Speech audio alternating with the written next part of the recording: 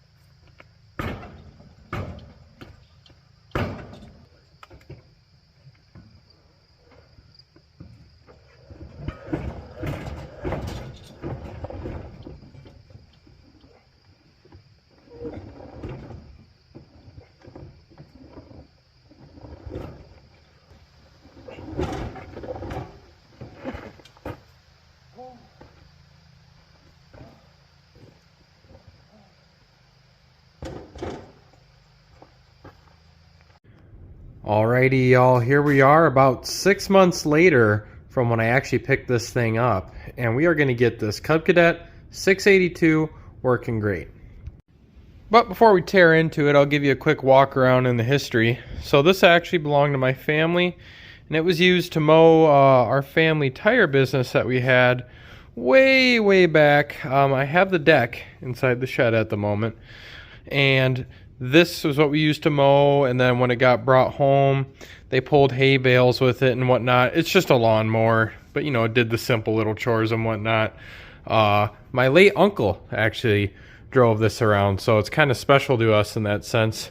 But the story behind this is this is that 17 horse Kohler engine, and my grandfather was mowing on a hill, and the first generation of these engines didn't like that. It was just a splashing sump, and it seized up the bottom end. Here's the hours on the old girl. I'm assuming that means 660 hours, just judging by that, not sure. So this has been sitting, honestly, I don't know how long. I'm gonna guess at least from the late 80s. I'll get back to you guys though later in the video on how long this has been sitting in my grandparents' shed. But yeah, here's the plant. There's that Kohler 17 horsepower. Yeah, she's missing parts on it. She ain't all complete, but she is there. I did try turning the crank on this. That was the one thing I did try to do. It's really interesting. It's actually on the front here, and all it did was spin that bolt in, so we might have to fill up the cylinders with ATF or somehow get a better hold on that pulley, but we'll see. But overall, very interesting little tractor, and I look forward to working on this.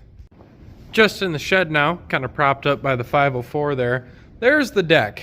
I think this was the 54, 52 inch flavor. So she's original, but them bearings are also seized, but I know we can bring those around. But just so you know, there's the deck, we got that. And there's my pedal tractor from when I was a kid. She needs a little loving, but she's just sitting in the hay for now. Now I'm gonna keep it honest with y'all. I don't know much about these. In fact, I've never worked on these. Looks like the gas tank is completely dry, but obviously it's pretty straightforward. There is a little crud in there and whatnot. Looks like the little filler cap here too is kind of kaput. But just open it up here. Is this just gonna flop? Oh, it catches the front grill. I think the first thing we're gonna do is we're gonna take off this air cleaner and just go through the basics. Take out the plug, see if we can look in there. Oh, and before I forget, I even have the original operator's manual, so that's pretty awesome. I have these reprinted for my 504, but this here is actually original. Oh, and upon looking at it, this actually belonged to my great-grandpa first, and then sold it to my grandpa. So, and the thing about my great-grandpa is he was the big farmer in the family, so wish I got to meet him, but that's okay. Pop this guy on off, and there we are. Yep, that's an air cleaner, all right. Oh, and I'm already dropping stuff, and that's gone forever. Looking down the carb here, the choke cable does move, so that's good, but a lot of this really doesn't matter if this bottom end's seized up anyways. So the first order of business here, we're gonna pop out both these spark plugs and just fill these cylinders up with ATF or mystery oil, whatever I got laying around that will get the job done. Diesel, I do have diesel, maybe. And then we'll see, we'll just kind of keep checking back on this unit and see if it'll break up the bottom end. This is going to be a little bit of a long haul project, but we'll get there. See, I'm already preferring this IH over my John Deere. This fender comes off with just this little wing nut here. Just got to twist that off. Granted, I think I'm missing some stuff up in the front, but that's okay. Just going to press down that pedal and remove the rat's nest along with it. Lord knows how long that's been there. And like that, there's our sheet metal. Gosh, you know, always the biggest messes right after you sweep and mop and clean the shop. Maybe I just shouldn't clean the shop at all and then messes won't appear.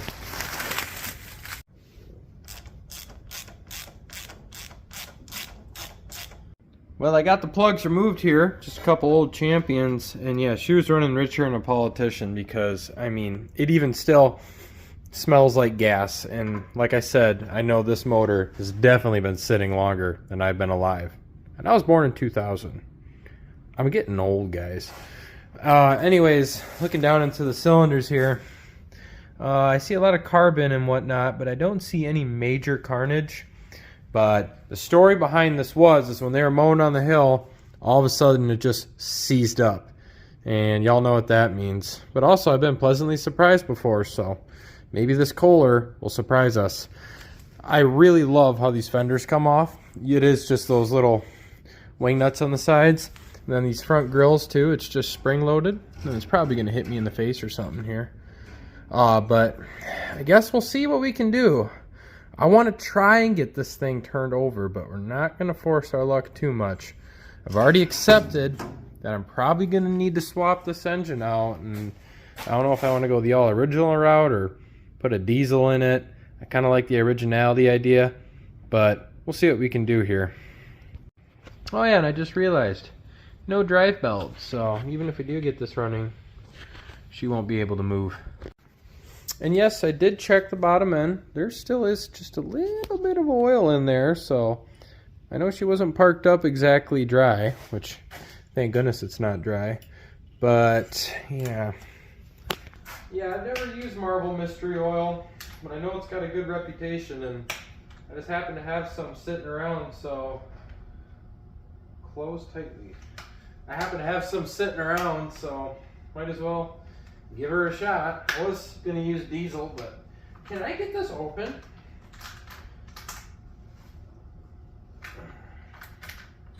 Oh my gosh. It's hermetically sealed on there. I've always wondered how this stuff smells. So you're supposed to waft it so you don't breathe in all the bad chemicals. It's kind of like a gun oil with like a peppermint gun oil. All right. Actually smells kind of good. No, I don't advise puffing Marvel Mystery Oil. So all we're going to do here is just fill up the cylinder with this stuff in hopes that it will break loose any corrosion. And just by looking this here, I filled it up and the level isn't dropping, or at least not significantly fast, so I know at least we don't have, you know, a hole in the piston or significant scarage, so that's good. Let's do the driver's side now.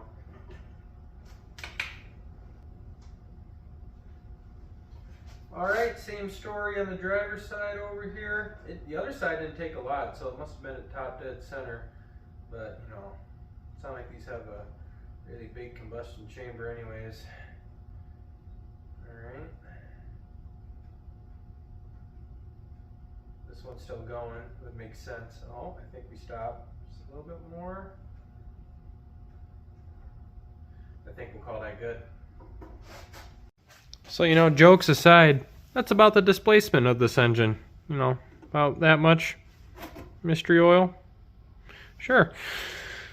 But yeah, hasn't gone down much, or if at all. Probably pop that out and get juice everywhere. If it wants to come out. Yep, it's just maintaining. So we're going to let that sit and soak for a couple days, and hopefully this engine will turn over later on. And if not, well, we'll just go from there. You know, I feel a little sacrilegious using a John Deere wrench on an International, but it has to be done. I'm just going to dump a little bit of motor oil in the crankcase, just to maybe soak up them journal bearings, or if this even has bearings for the crank, I'm not sure. Just makes me feel a little bit better about it sitting here. Alright, just popped off that sheet metal, so it made things easier to work on. Looks like the muffler's pretty solid. I was worried that might have been rotted out. I think this is where you fill the oil from, because I'm not seeing any other oil fill. So let's just bust off this 1/2-inch size square drive and see if that's where the oil is. Motor mounts seem pretty solid too. I feel like I could just pick it up and take it on out. Maybe that's normal? I don't know. I don't know. Yeah, it just reeks of oil, but looking in there, she is bone dry. So, you know, she's had 4 decades to drip dry, so I can't really blame her. Well, I did look underneath that plug, and the bottom end does look pretty good. There was no surface rust or anything on the cams and whatnot, but it did look kind of dusty and dirty in there. So actually what I'm going to do, I'm feeling a little impatient, I'm going to fill this crankcase up with diesel and let this eat on them cylinder walls from both sides, and hopefully we can free this up. So let's go get some diesel quick here. I just remembered I had some old used diesel inside this jug here, so I'm going to go pour that into a bottle and then get that in the crankcase. Well, here's my concoction here. This is about a quarter full of oil that I just had sitting around. We'll add a little bit of Marvel Mystery Oil in there. Sure, that's about enough. Then the rest we'll just top off the crankcase with actual diesel. Give this a little shake around in there, get it nice and worked up. So let's see what we got here. Yep, so about 1/2 quart of oily Marvel Mystery Oil mix. We'll give her a little cocktail shake here. Pour it in the crankcase. Hopefully that'll free things up. Drink up, little buddy, you're gonna need it. Looks like ATF watered down into like some, like, you know, Chinese restaurant soy sauce, or sweet and sour sauce. You know, like what you put on your crab rangoons? Yeah, that's the good stuff. And in goes our old diesel. And there might be a little moisture in it, but that's fine. You don't got to worry about that. And you also want to make sure you drip diesel all over the exhaust so it really gets warmed up first time I get this going here. Alrighty, we got to be almost full by now. Well, I just finished filling the crankcase with about 4.5 quarts of diesel, but that's okay. I only spilt diesel on everything, so I'll make a real big fire when I first start this, if it starts. And it looks like it's leaking a little bit, so, you know, if it was a hole in the block, it'd be a lot bigger of a leak, so I'm just going to ignore that and pretend I don't see that. But the level went down in here significantly. It's gone back up in there now, and you can actually see diesel.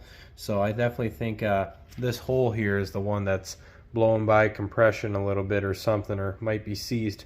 So next up, I'm going to put a socket wrench on the crankshaft and just let it sit with tension on it overnight, and I'll show you exactly what I mean. Well guys, this is my little jig setup here. I saw it online once. I give them credit, but I can't remember their name. But anyways, so basically all I have is a 5/8 wrench right on the crankshaft, hooked up to a ratchet strap that is strapped to my bench.